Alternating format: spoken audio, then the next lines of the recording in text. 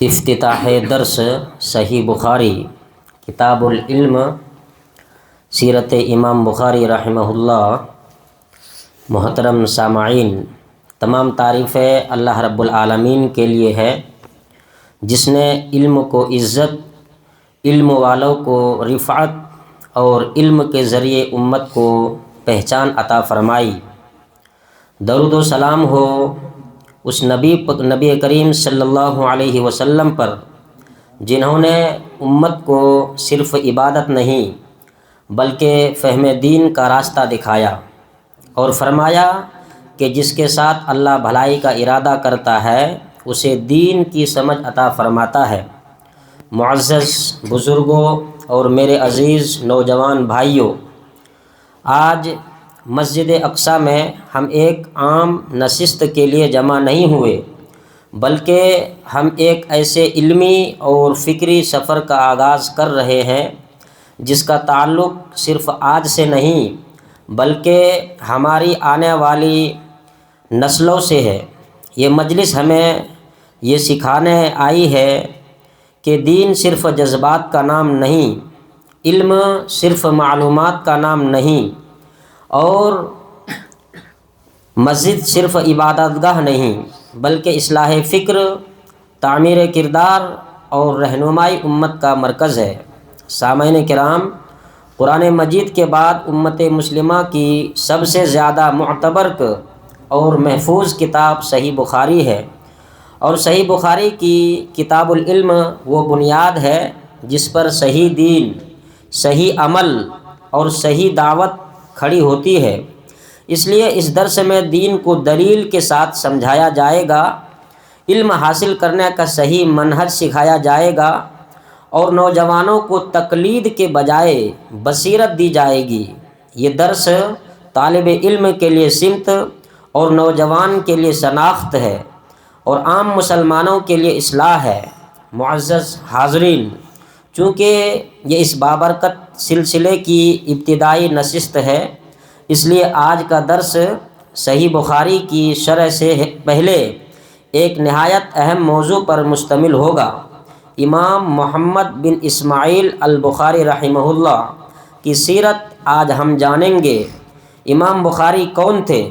انہوں نے یہ عظیم کتاب کس طرح مرتب کی؟ علم کے لیے ان کی قربانیاں کیا تھیں؟ ان کا اخلاص، محنت اور تقوی کیا تھا؟ اور آج کا نوجوان ان کی زندگی سے کیا سیکھ سکتا ہے؟ یہ سیرت محض تاریخ نہیں بلکہ ایک آئندہ سبق ہے جو ہمیں بتاتا ہے کہ علم کیسے حاصل کیا جاتا ہے اور علم والا کسے بننا چاہیے۔ اور میرے عزیز نوجوان بھائیوں، اگر تم چاہتے ہو کہ تمہاری دینداری مضبوط بنیاد پر ہو، تمہارا علم تمہیں غرور نہیں خشیت دے، تم دین کے نام پر گمراہ نہ ہو اور تمہارا مستقبل دین کے ساتھ جڑا ہو، تو یہ درس تمہارے لیے زندگی کا موقع ہے۔ یاد رکھو، امام بخاری رحمہ اللہ جسے لوگ کتابوں سے نہیں، قربانی، اخلاص اور محنت سے بنتے ہیں۔ عزیزان گرامی، اس علمی اور فکری موضوع کو ہم تک پہنچائیں گے شیخ ضیاء الحق السلفی، فاضل المہد الاسلامی السلفی بریلی، حالیہ امام و خطیب کپالی۔ اس عظیم امام کی سیرت اور کتاب العلم کا تعارف پیش فرمائیں گے۔ اس سے پہلے آپ کے سامنے مختصر تلاوت قرآن مجید پیش کروں گا۔ اعوذ باللہ من الشیطان الرجیم،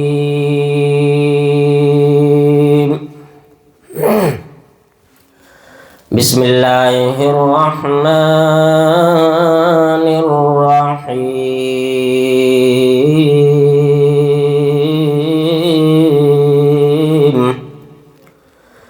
زین للناس حب الشہوات من النساء والبنین والقناطیر المقنطرة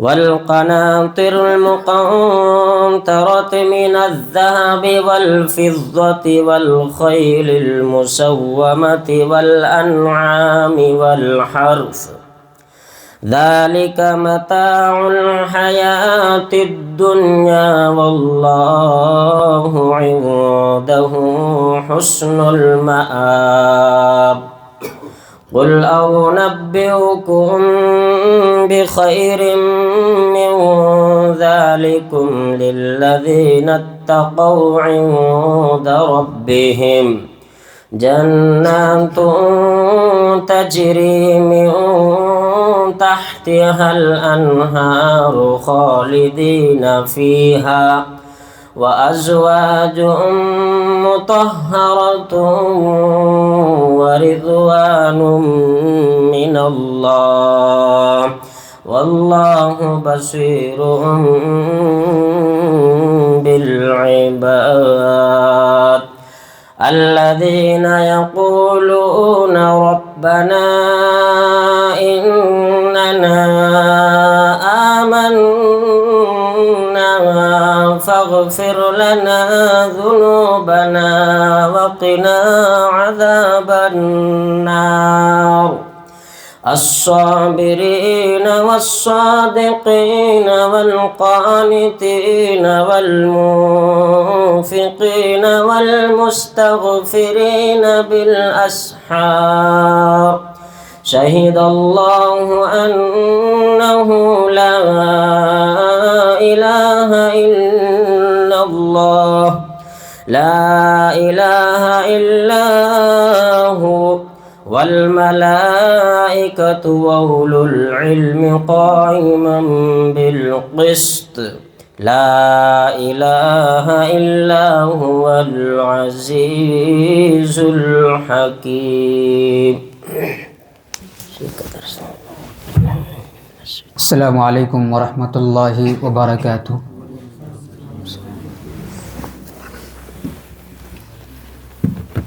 ان الحمد للہ نحمده ونستعینه ونستغفره ونعوذ باللہ من شرور انفسنا ومن سیئات اعمالنا من يهده الله فلا مضل له ومن يضلله فلا هادي له وأشهد أن لا إله إلا الله وأشهد أن محمدا عبده ورسوله أما بعد فإن خير الحديث كتاب الله وخير الهدي هدي محمد صلى الله عليه وسلم وشر الأمور محدثاتها وكل محدثة بدعة وكل بدعة ضلالة وكل ضلالة في النار. فأعوذ بالله السميع العليم من الشيطان الرجيم. بسم الله الرحمن الرحيم. يا أيها الذين آمنوا اتقوا الله حق تقاته ولا تموتن إلا وأنتم مسلمون واعتصموا بحبل الله جميعا. وقال تعالى في مقام أخرى يا أيها الذين آمنوا اتقوا الله وقولوا قولا سديدا.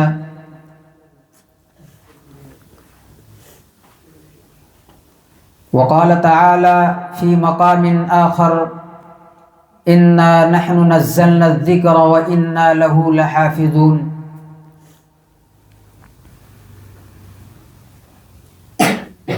محترم سامعین و سامعات،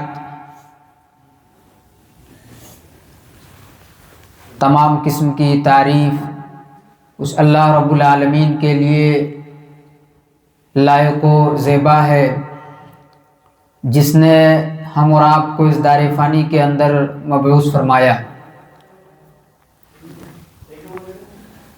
بعدہ درود و سلام ہو تمام انبیاء کرام پر، خصوصاً ہمارے آخری نبی تاجدار مدنی احمد مجتبی محمد مصطفیٰ صلی اللہ علیہ وسلم پر.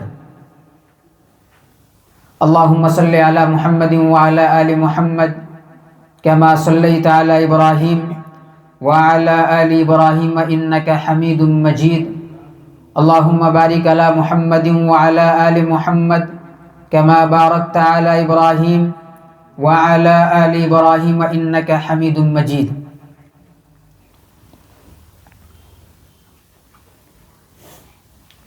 محترم سامعین و سامعات، سب سے پہلے تعریف اس اللہ رب العالمین کے لیے جس نے ہمیں اپنے گھر میں بیٹھ کر دین کی باتیں سننے اور سنانے کا موقع عطا کیا.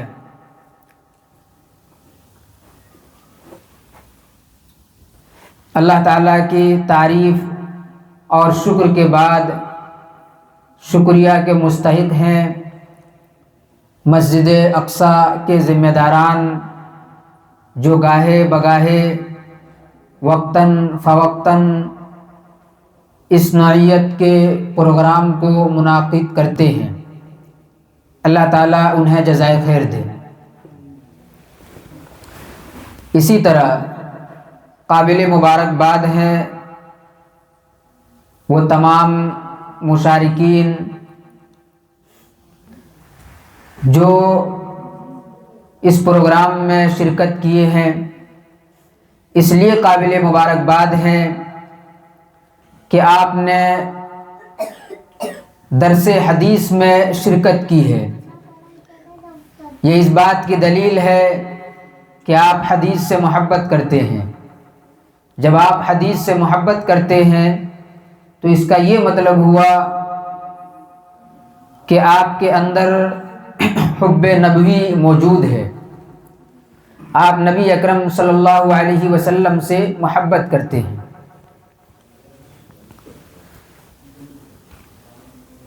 محترم سامعین و سامعات،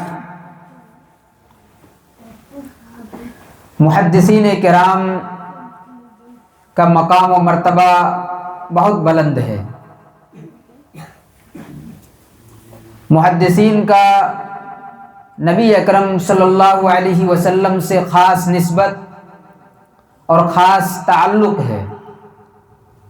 محدثین وہ طبقہ ہے جو نبی اکرم صلی اللہ علیہ وسلم سے سب سے زیادہ محبت کرنے والے لوگ ہیں. محدثین کا طبقہ وہ طبقہ ہے جو نبی اکرم صلی اللہ علیہ وسلم کو سب سے زیادہ چاہنے والے ہیں. اسی طرح محدثین کا طبقہ وہ طبقہ ہے جو نبی اکرم صلی اللہ علیہ وسلم پر سب سے زیادہ درود بھیجنے والے ہیں. محدثین کا طبقہ وہ طبقہ ہے جو نبی اکرم صلی اللہ علیہ وسلم کا سچا پیروکار ہے. یہ وہ خوش نصیب لوگ ہیں جن کو اللہ تعالیٰ نے علم حدیث سے نوازا، خدمات حدیث کا موقع انہیں عطا کیا. اور یہی وہ طبقہ ہے جس طبقے کے بارے میں نبی اکرم صلی اللہ علیہ وسلم کی یہ دعا ہے، اور اس دعا کے سب سے زیادہ اگر کوئی روئے زمین کے اندر مستحق ہے تو وہ محدثین کی جماعت ہے. نبی اکرم صلی اللہ علیہ وسلم نے فرمایا، نظر اللہ امرأ سمع مقالتی فحفظها ووعاها وأداها، کہ اللہ رب العالمین تر و تازہ رکھے، اللہ رب العالمین خوشحال رکھے، سدا شاد و آباد رکھے ان لوگوں کو جنہوں نے نبی اکرم صلی اللہ علیہ وسلم کی باتوں کو سنا، آپ کی باتوں کو سننے کے بعد اسے یاد کیا، اور نہ صرف یاد کیا بلکہ اسے لوگوں تک پہنچایا. سبحان اللہ العظیم. اس امت میں سب سے زیادہ نبی اکرم صلی اللہ علیہ وسلم کی اس دعا کے مستحق کوئی جماعت ہے تو وہ محدثین کی جماعت ہے. محترم بھائیوں، محدثین کا یہ طریقہ رہا ہے کہ جب بھی وہ کوئی حدیث لکھتے یا پڑھتے یا پڑھاتے تو سب سے پہلے لوگوں کو نیت درست کرنے کے متعلق تاکید کرتے تھے۔ اس سے خود کی نیت بھی درست ہو جاتی ہے اور یہی اصل مقصود ہے۔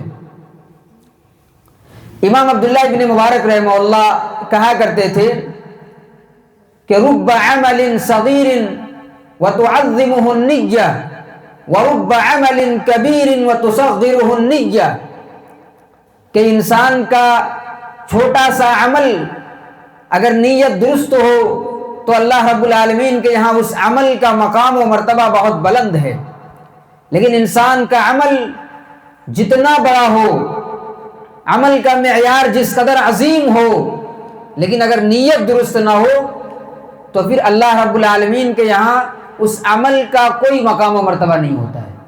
یہی وجہ ہے کہ امام بخاری رحمہ اللہ نے جب صحیح بخاری کو لکھا تو صحیح بخاری کے اندر جو پہلا باب ہے وہ باب ہے باب بدء الوحی، وحی کے ابتدا کے بارے میں باب ہے، وحی کی ابتدا کے بارے میں باب ہے۔ اور امام بخاری رحمہ اللہ حدیث لا رہے ہیں انما الاعمال بالنیات۔ امام بخاری رحمہ اللہ نے صحیح بخاری کی ابتدا جس حدیث سے کی وہ حدیث ہے انما الاعمال بالنیات، بے شک عمل کا دار و مدار نیتوں پر ہے۔ اسی لیے سب سے پہلے نیت کو درست کرنا یہ ہم اور آپ کے لیے ضروری ہے۔ امام مالک رحمہ اللہ کا نام آپ نے سنا ہوگا۔ امام مالک رحمہ اللہ جب موطا لکھ رہے تھے تو ان کے زمانے کے لوگوں نے ان سے کہا، چونکہ امام مالک رحمہ اللہ سے پہلے کئی لوگوں نے موطا نامی کتاب لکھ دیا تھا، کئی لوگ موطا نامی کتاب لکھ چکے تھے، تو امام مالک رحمہ اللہ سے ان کے زمانے کے لوگوں نے کہا کہ امام مالک رحمہ اللہ آپ کیا لکھ رہے ہیں؟ آپ سے بہتر ایسی دسیوں کتابیں لوگوں نے لکھ رکھے ہیں، کیوں آپ وقت کو صرف کر رہے ہیں؟ امام مالک رحمہ اللہ نے جو جواب دیا یقیناً وہ جواب آب زر سے لکھے جانے کے قابل ہے۔ امام مالک رحمہ اللہ نے کہا کہ ما کان للہ یبقا، جو کام اللہ رب العالمین کے لیے کیا جاتا ہے وہ ہمیشہ باقی رہتا ہے۔ آج ذرا دیکھیں، آج کون نہیں جانتا ہے موطا کو، موطا شریف کون نہیں جانتا ہے؟ امام مالک رحمہ اللہ کی نیت کو دیکھیں، جب کہنے والے نے کہا تو امام مالک رحمہ اللہ نے کہا ما کان للہ یبقا۔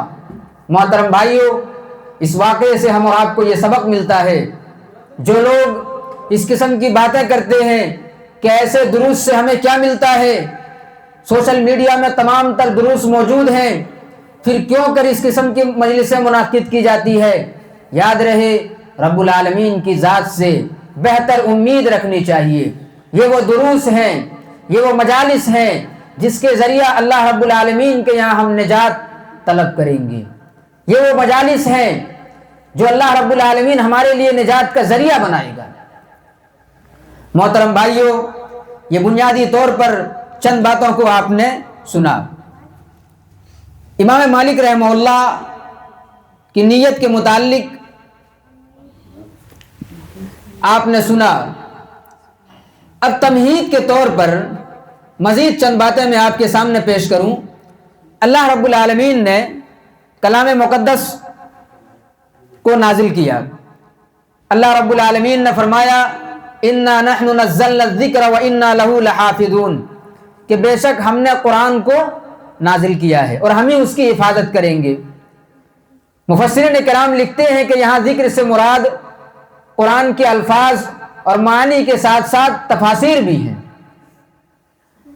تو پتہ چلا کہ اللہ نے قرآن کے ساتھ ساتھ حدیث کی بھی حفاظت کی ذمہ داری لی ہے۔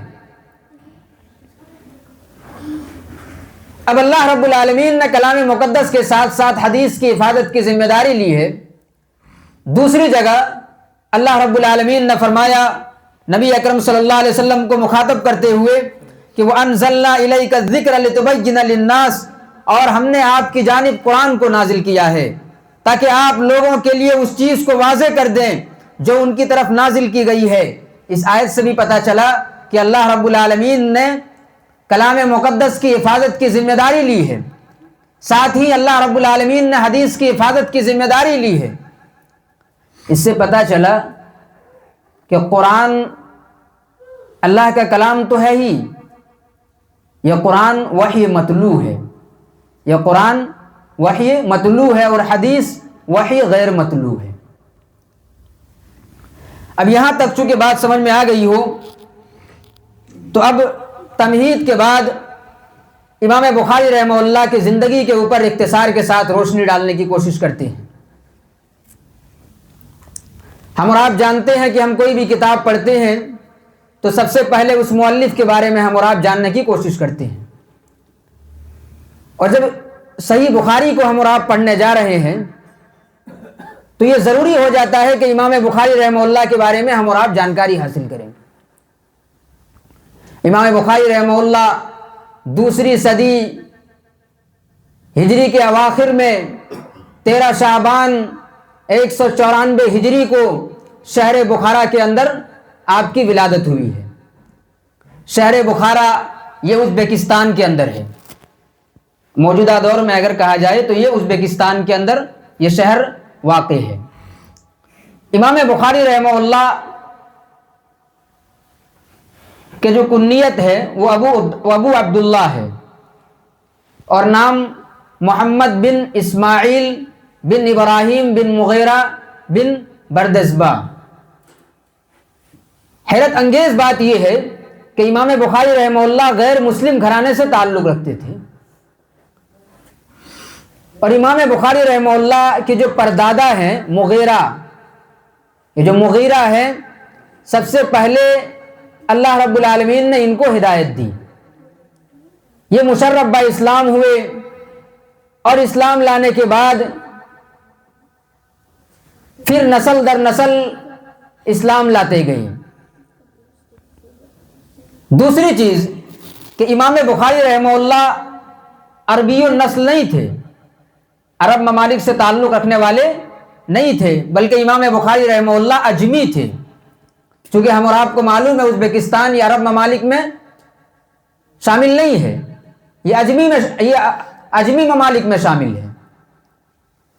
تو ذرا دیکھیں کہ ایک غیر مسلم گھرانے میں آپ کی پیدائش ہوئی، یعنی ایسے خاندان سے آپ تعلق رکھتے ہیں جو کبھی آتش پرست تھے۔ مغیرہ کے جو والد محترم تھے بردزبہ، یہ مجوسی تھے، آگ کی پوجا کرنے والے تھے، لیکن مغیرہ کو اللہ رب العالمین نے ہدایت دی اور پھر وہ اسلام لائے۔ اچھا، ایک چیز اور ہے کہ جب آپ امام بخاری رحمہ اللہ کے بارے میں پڑھیں گے تو آپ کو معلوم ہوگا کہ امام بخاری رحمہ اللہ کے نام کے آگے جعفی لکھا ہوا رہتا ہے، محمد بن اسماعیل بن ابراہیم بن مغیرہ بن بردزبہ الجعفی، جعفی یا بعض قول کے مطابق جعفی۔ اس کی وجہ تسمیہ کیا ہے؟ اصل میں امام بخاری رحمہ اللہ کے جو پردادا تھے انہوں نے یمان جعفی کے ہاتھوں اسلام قبول کیا تھا، اور اس زمانے میں یہ اصول تھا کہ جو اس کے ہاتھ پر اسلام قبول کرے گا وہ اس قبیلے کا لقب ان کو دے دیا جاتا تھا۔ تو یمان جعفی کے ہاتھوں اسلام قبول کرنے کی وجہ سے امام بخاری رحمہ اللہ کے پردادا کو جعفی کا لقب ملا تھا، اسے ولائے اسلام کہا جاتا ہے، اسی سے امام بخاری رحمہ اللہ کو جعفی کا لقب ملا۔ محترم بھائیوں، آپ نے سنا کہ امام بخاری رحمہ اللہ ایک غیر مسلم گھرانے سے تعلق رکھتے تھے۔ اس سے ہم اور آپ کو ایک بہت بڑا میسیج ملتا ہے کہ ہمارے یہ جو غیر مسلم بھائی ہیں ان کے صفوں میں اللہ رب العالمین حدیث کے ایسے خادمین کو پیدا کرتا ہے جس کی کوئی نظیر نہیں۔ امام بخاری رحمہ اللہ کا تعلق بھی ایسے ہی گھرانے سے تھا۔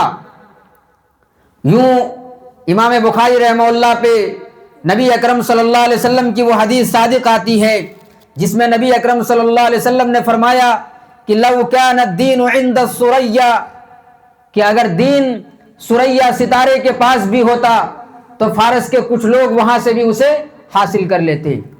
ذرا اندازہ لگائیں امام بخاری رحمہ اللہ غیر مسلم گھرانے سے تعلق رکھتے ہیں۔ یہ حدیث امام بخاری رحمہ اللہ پہ حرف با حرف صادق آتا ہے، لو کان الدین عند الثریا، کہ اگر یہ دین ثریا ستارے کے پاس بھی ہوتا تو فارس کے کچھ لوگ وہاں سے اسے حاصل کر لیتے۔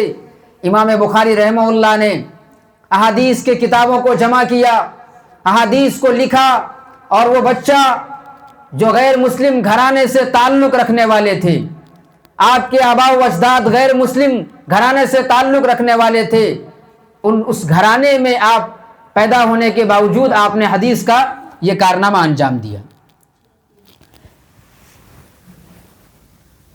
امام بخاری رحمہ اللہ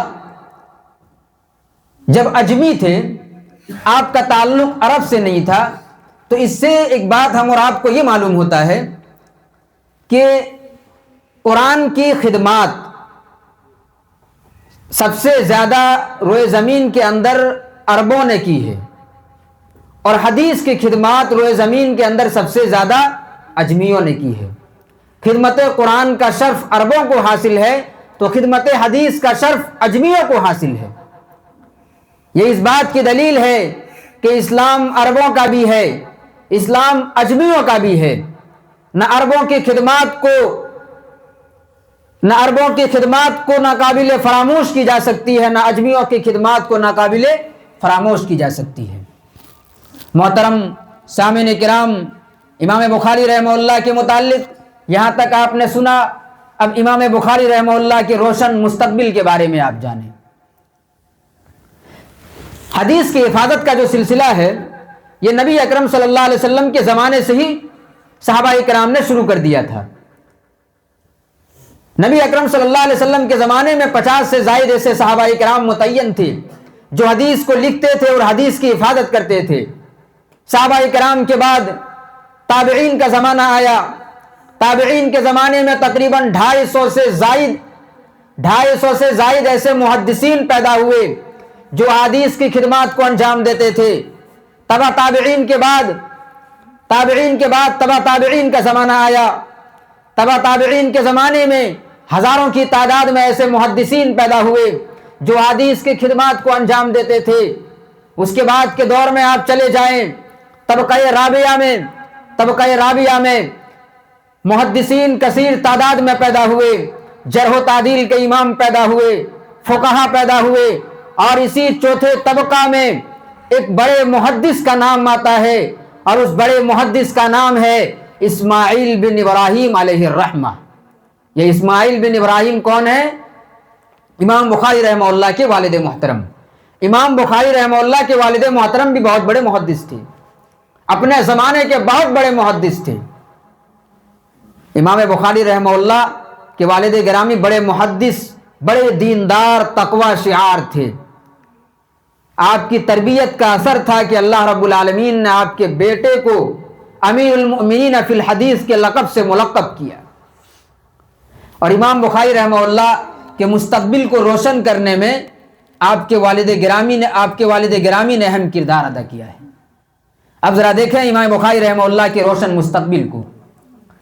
یوں تو آپ کے روشن مستقبل کے لیے آپ کے والدین ہیں جنہوں نے یہ مستقبل آپ کو عطا کیا، یعنی تربیت کے معاملے میں، اس لیے کہ امام بخاری رحمہ اللہ کے والد گرامی بڑے دیندار تھے۔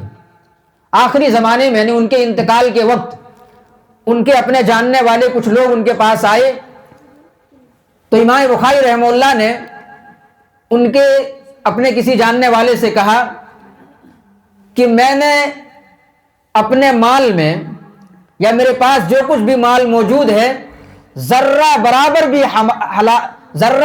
بھی حرام کمائی نہیں ہے، یعنی میرے مال میں ذرہ برابر بھی حرام کمائی شامل نہیں ہے۔ بدیگر الفاظ، میں نے امام بخاری رحمہ اللہ کو، اپنے بیٹے محمد کو، میں نے حرام کا ایک لقمہ بھی زندگی میں نہیں کھلایا ہے۔ سبحان اللہ العظیم۔ یہ تربیت کے تقاضے ہیں، اس لیے کہ انسان جب اپنے بیٹے کو حرام لقمہ کھلاتا ہے تو اس کا اثر وہ زندگی میں دیکھتا ہے، اور انسان جب حلال لقمہ زندگی بھر کھلاتا ہے تو اس کا اثر بھی زندگی میں دیکھتا ہے۔ امام بخاری رحمہ اللہ کے والد گرامی یہ دعویٰ کر رہے ہیں کہ میرے مال میں سے ذرہ برابر بھی حرام کی کمائی موجود نہیں ہے۔ یہ کوئی معمولی دعویٰ نہیں ہے۔ آج ہم اپنے ایک دن کی کمائی میں یہ دعویٰ نہیں کر سکتے ہیں، مہینے کی کمائی میں دعویٰ نہیں کر سکتے ہیں، اور امام بخاری رحمہ اللہ کی دینداری پہ قربان جائیے کہ زندگی بھر کی کمائی پہ یہ دعویٰ کر رہے ہیں کہ ذرہ برابر بھی حرام کمائی موجود نہیں ہے۔ سبحان اللہ العظیم۔ یہ باپ کا کردار ہوتا ہے، یوں ہی امام بخاری نہیں بنے۔ آپ آگے آئیں، امام بخاری رحمہ اللہ کی ماں کے کردار کو دیکھیں۔ امام بخاری رحمہ اللہ کو بچپن میں ہی آپ کے سر سے آپ کے والد گرامی کا سایہ اٹھ جاتا ہے۔ آپ کی ماں نے آپ کو بچپن میں سنبھالا، آپ کی پرورش کی، امام بخاری رحمہ اللہ کو امام بخاری بنایا۔ اللہ اکبر۔ امام بخاری رحمہ اللہ کی والدہ ہمیشہ امام بخاری رحمہ اللہ کے حق میں دعائیں کرتی تھی۔ واقعہ بڑا مشہور ہے کہ بچپن میں امام بخاری رحمہ اللہ کی بینائی چلی گئی تھی۔ امام بخاری رحمہ اللہ کی بینائی چلی گئی تھی تو امام بخاری رحمہ اللہ کی والدہ اللہ رب العالمین سے زار و قطار رو کر دعائیں کرتی تھی۔ ایک دفعہ ایسا ہوا کہ امام بخاری رحمہ اللہ کی والدہ مصلی میں بیٹھ کر اللہ رب العالمین سے دعائیں کر رہی ہیں، زار و قطار رو رہی ہے، اور روتے روتے آنکھ لگ جاتی ہے۔ خواب میں سیدنا ابراہیم علیہ السلام آ کر یہ بشارت دیتے ہیں کہ اللہ رب العالمین نے آپ کے بیٹے کی بینائی کو لوٹا دیا ہے۔ سبحان اللہ العظیم۔ یہ تربیت کے تقاضے جو باپ کی جانب سے امام بخاری رحمہ اللہ کو ملا، ماں نے یہ کردار ادا کیا بچے کے حق میں۔ موجودہ دور میں خواتین کو اس سے سبق حاصل کرنے کی ضرورت ہے کہ بچے کی تربیت کس طریقے سے کی جاتی ہے۔ عنوان سے ہٹ کر ایک واقعہ میں پیش کروں۔ امام بخاری رحمہ اللہ کے متعلق آپ نے سنا، میاں ندوی رحمہ اللہ، علی حسین ندوی رحمہ اللہ، ان کے بارے میں آتا ہے کہ ان کی والدہ نے زندگی بھر ان کو مصلی میں بیٹھ کر دودھ پلایا۔ ان کی ماں نے زندگی بھر، یعنی جب تک وہ دودھ پی رہے تھے، جب تک دودھ پینے کی جو مدت ہوتی ہے تب تک ان کو مصلی میں بیٹھ کر باوضو ہو کر دودھ پلایا۔ کون نہیں جانتا اس عالم ربانی کو؟ اللہ اکبر۔ یہ تربیت کے تقاضے ہیں۔ یہ واقعات صرف سننے کے لیے نہیں ہے، زندگی کے ہر گوشے میں ان تمام چیزوں کو منطبق کرنے کی ضرورت ہے۔ محترم بھائیوں، امام بخاری رحمہ اللہ کے متعلق آپ نے یہاں تک سنا۔ امام بخاری رحمہ اللہ کے مستقبل کس طریقے سے روشن ہوا، اس بارے میں آپ نے جان لی۔ امام بخاری رحمہ اللہ کی تربیت میں والدین کا کردار کس قدر اہم رہا، آپ نے اس بات کو بھی جان لیا۔ امام بخاری رحمہ اللہ کی تربیت میں ان کی والدہ نے کس قدر اہم کردار ادا کیا، آپ نے اسے بھی معلوم کر لیا۔ امام بخاری رحمہ اللہ بچپن میں بڑے ذہین تھے، اس قدر ذہین تھے کہ 11 سال کی عمر میں استاد محترم کے درس میں شامل ہوئے۔ 11 سال کی عمر میں استاد محترم کے درس میں جب شامل ہوئے اور استاد محترم لوگوں کو حدیث پڑھا رہے ہیں، اس دوران امام بخاری رحمہ اللہ نے اپنے استاد محترم کو لقمہ دیا کہ آپ فلاں جگہ غلط پڑھ رہے ہیں۔ استاد محترم جب کتاب کھول کر دیکھتے ہیں تو امام بخاری رحمہ اللہ نے جس چیز کو غلط کہا تھا وہ واقعتاً وہاں استاد محترم غلطی کر رہے تھے۔ یہ 11 سال کی عمر کا واقعہ ہے۔ سبحان اللہ العظیم۔ امام ابن کثیر رحمہ اللہ لکھتے ہیں کہ 11 سال کی عمر میں امام بخاری رحمہ اللہ کو 70,000 احادیث یاد تھی۔ 70,000 احادیث یاد تھے 11 سال کی عمر میں۔ جب امام بخاری رحمہ اللہ کا یہ کارنامہ لوگوں نے دیکھا تو دنیا بھر میں امام بخاری رحمہ اللہ کا چرچا ہونے لگا، سارے لوگ جاننے لگے امام بخاری رحمہ اللہ کے بارے میں۔ چنانچہ بغداد کے علماء اور بغداد کے محدثین نے یہ سوچا کہ امام بخاری رحمہ اللہ کے حافظے کو آزماتے ہیں، حافظے کو چیک کرتے ہیں۔ چنانچہ شہر بغداد کے محدثین نے امام بخاری رحمہ اللہ کے سامنے 100 حدیث کو پیش کیا۔ 100 حدیث کو پیش کیا، اور حدیث میں ایک ہوتا ہے متن، ایک ہوتا ہے سند۔ متن کے مقابلے میں سند کو یاد رکھنا زیادہ مشکل ہے۔ اب ان محدثین کرام نے امام بخاری رحمہ اللہ کے سامنے 100 حدیث کو پیش کیا اور حدیث کے متن اور سند کو الٹ پھیر دیا، یعنی فلاں حدیث کے سند کو فلاں متن میں ملا دیا اور فلاں متن کو فلاں میں ملا دیا، اور امام بخاری رحمہ اللہ کے سامنے پیش کیا۔ امام بخاری رحمہ اللہ نے ایک ایک کر کے تمام تر سند کو متن سے ملا دیا اور تمام متن کو سند سے ملا دیا۔ ان محدثین کرام یہ دیکھ کر حیران رہ گئے اور کہا کہ اگر یہ بچہ زندہ رہے گا، اگر یہ زندہ رہے گا تو امت کے لیے ایک معجزہ بن کر یہ سامنے آئے گا۔ سبحان اللہ العظیم۔ امام بخاری رحمہ اللہ یقیناً امت کے لیے ایک معجزہ ہے۔ امام بخاری رحمہ اللہ کی طلب علم کو آپ دیکھیں۔ امام بخاری رحمہ اللہ نے طلب علم کے لیے مختلف شہروں کا سفر کیا۔ آپ مدینہ گئے، آپ بغداد گئے، آپ فلسطین گئے، آپ ملک شام گئے، آپ ملک سیریا گئے، مختلف شہروں اور مختلف علاقوں کا آپ نے سفر کیا۔ دوران سفر بڑی مشقتوں کا آپ نے سامنا کیا۔ اللہ اکبر۔ امام بخاری رحمہ اللہ نے دوران سفر بڑی مشقتوں کا سامنا کیا۔ ایک دفعہ کا واقعہ ہے کہ امام بخاری رحمہ اللہ کی طبیعت خراب ہو جاتی ہے، آپ بیمار ہو گئے۔ قارورے کو ٹیسٹ کیا گیا۔ قارورہ یعنی پیشاب کو، آج کے زمانے میں بھی ایسا ہوتا ہے کہ بسا اوقات ڈاکٹر انسان کے پیشاب کو جانچ کرتا ہے۔ اس زمانے میں بھی حکیم تھے، انہوں نے ان کے پیشاب کو چیک کیا اور پیشاب کو جانچ کرنے کے بعد کہا کہ یہ اس غریب مریض کا پیشاب ہے جنہوں نے ایک زمانے سے سوکھی روٹی کھا رکھی ہے، ایک زمانے سے جو سوکھی روٹی کھا رہے ہیں۔ اللہ اکبر۔ یوں ہی حدیث کا علم ہم تک نہیں پہنچا ہے، بڑی قربانیاں محدثین کرام نے پیش کی۔ امام بخاری رحمہ اللہ کے قارورے کو ٹیسٹ کیا گیا تو کہا کہ یہ اس انسان کا پیشاب ہے جنہوں نے ایک زمانے سے بھیگی ہوئی چیز نہیں کھائی ہے، سوکھی روٹی کھائی ہوئی ہے۔ اللہ اکبر۔ اس قدر قربانیاں پیش کی۔ ایک ایک حدیث کے لیے امام بخاری رحمہ اللہ ہزارہ کلومیٹر کا سفر کیا کرتے تھے۔ پاؤں میں پہننے کے لیے چپل نہیں، پاؤں میں چیتھڑے باندھ کر ہزاروں کلومیٹر کا سفر کیا کرتے تھے۔ یہ حدیث کی جو کتابیں ہم تک پہنچی ہے یوں ہی نہیں پہنچی ہے۔ یہ جو حدیث ہم پڑھ رہے ہیں، قال الرسول کی صدائیں بلند کر رہے ہیں، یہ ہم اور آپ تک اتنی آسانی سے نہیں پہنچی ہے۔ اس کے لیے محدثین کرام نے بڑی قربانیاں پیش کی ہے۔ میرے بھائیوں، امام بخاری رحمہ اللہ کی سیرت کے متعلق یہ چند باتوں کو آپ کے سامنے ہم نے پیش کیا۔ من جملہ باتوں کا خلاصہ کلام اگر آپ کے سامنے پیش کروں تو یہ کہ امام بخاری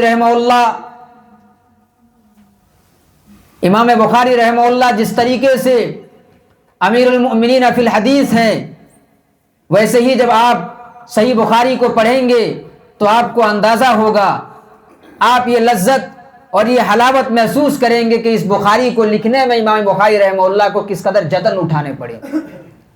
بڑی محنت و مشقت کے بعد امام بخاری رحمہ اللہ نے صحیح بخاری کو لکھا ہے۔ اور آپ کو معلوم ہے کتنی مدت میں اس بخاری کو آپ نے لکھا؟ 16 سال کی مدت میں امام بخاری رحمہ اللہ نے صحیح بخاری کو لکھا۔ امام بخاری رحمہ اللہ کہتے ہیں کہ جس حدیث کے صحیح ہونے پر مکمل کامل یقین تھا مجھے، میں نے صرف اسی حدیث کو صحیح بخاری کے اندر شامل کیا ہے۔ اللہ اکبر۔ امام بخاری رحمہ اللہ نے 16 سال کی مدت میں صحیح بخاری کو لکھا۔ ایک ایک حدیث کو لکھنے سے پہلے آپ 2 رکعت نماز پڑھتے تھے۔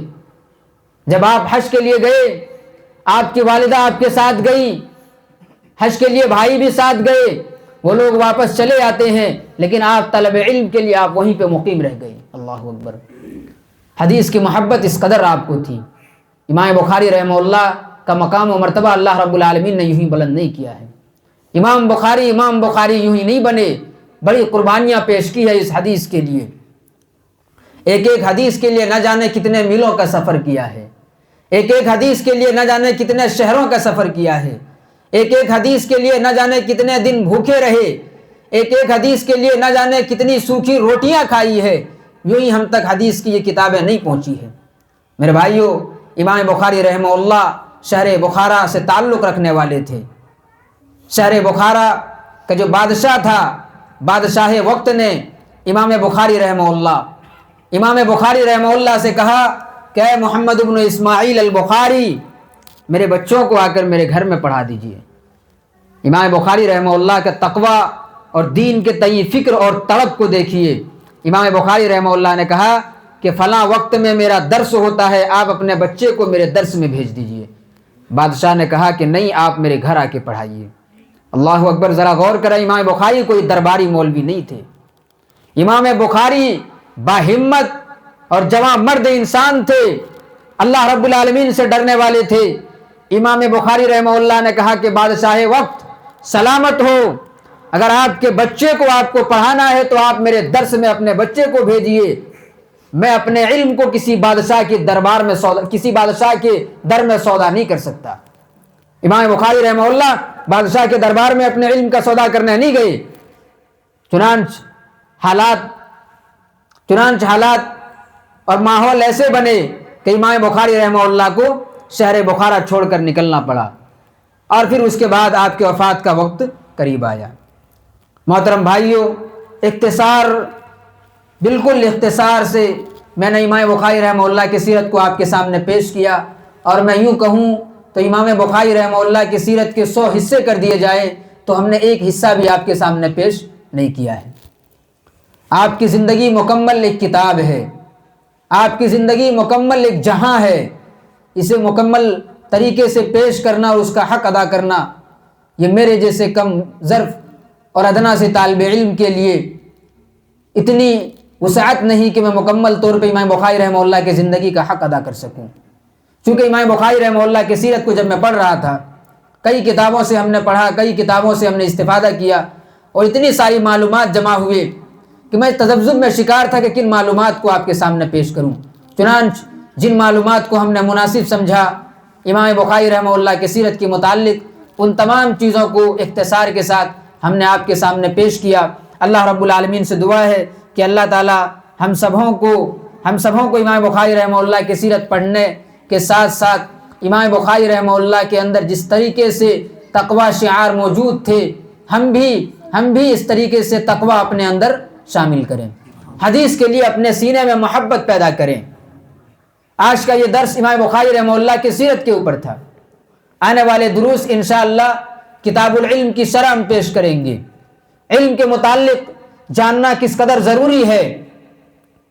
آپ ایک پرفتن دور میں زندگی گزار رہے ہیں، طرح طرح کے فتنے موجود ہیں، انکار حدیث کا فتنہ موجود ہے، انکار سنت کا فتنہ موجود ہے، اخوانیت کا فتنہ موجود ہے، سروریت کا فتنہ موجود ہے، خارجیت کا فتنہ موجود ہے۔ ایسے وقت میں نوجوان کے لیے ضروری ہو جاتا ہے کہ منہج سلف کیا ہے، حقیقی علم کیا ہے، اور اس علم کو امام بخاری رحمہ اللہ نے کتاب العلم کے اندر ذکر کیا ہے۔